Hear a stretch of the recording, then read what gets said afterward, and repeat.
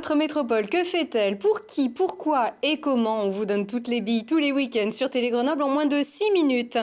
La métropole est par exemple chargée de gérer le réseau de chaleur et notamment de produire moins de particules.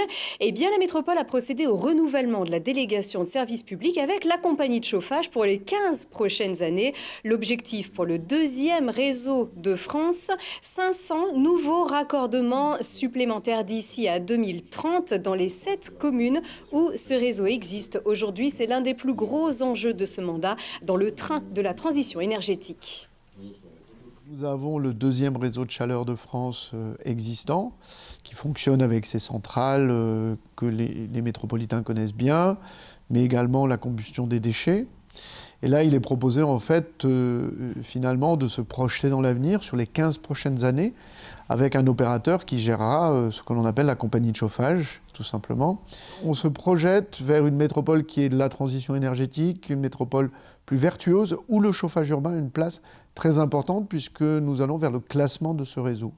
C'est-à-dire que nous considérons que là, à certains endroits où se construiront demain des logements, ils seront raccordés au chauffage urbain. Alors, le réseau de chaleur urbain, donc il y a 170 km de réseau sur 7 communes, donc c'est les communes là où c'est le plus plat de la métropole, et donc qui avait été créé historiquement notamment pour brûler le charbon de la mûre. Donc maintenant, on passe sur des énergies renouvelables et c'est vraiment tout l'intérêt du réseau de développer les énergies renouvelables, ce qui est notre objectif dans le cadre du schéma directeur de l'énergie.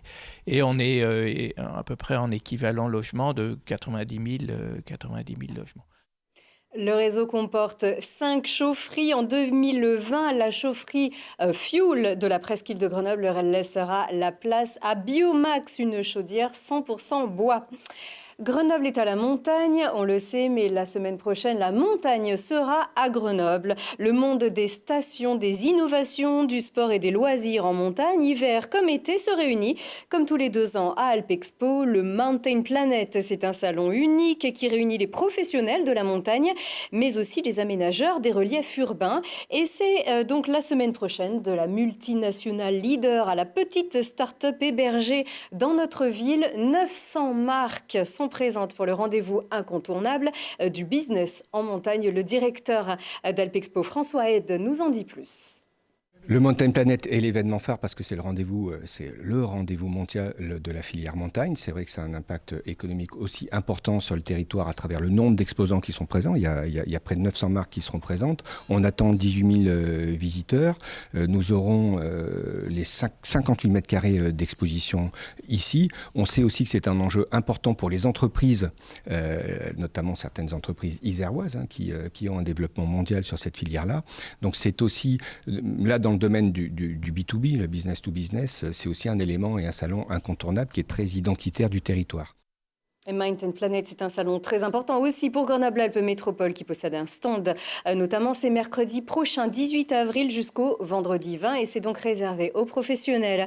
Enfin, plus près de nous, au Stade des Alpes, le Grenoble Foot 38 joue un match capital ce week-end, un match presque au sommet. Ce samedi, donc, les Grenoblois reçoivent Béziers, soit le second reçoit le troisième pour le compte de la 28e journée. Avec le cœur gros, la voix du GF38 ne résonnera plus dans le Stade des Alpes. Le speaker Thierry Perdigon est décédé brutalement. La semaine dernière, c'était l'un des plus fidèles supporters du club qui animait les tribunes avec beaucoup d'âme et de passion. Tous les joueurs, le club et la grande famille du football grenoblois pensent fort à lui, auront bien sûr une pensée pour lui aussi lors de ce match. Donc ce samedi à 15h au Stade des Alpes, un match qui peut-être jouera pour la montée. On le voit ici à gauche de l'image, tout à fait Thierry, un match qui jouera peut-être pour la montée du club en Ligue 2. Voilà, c'est la fin de cette édition. Très bon week-end.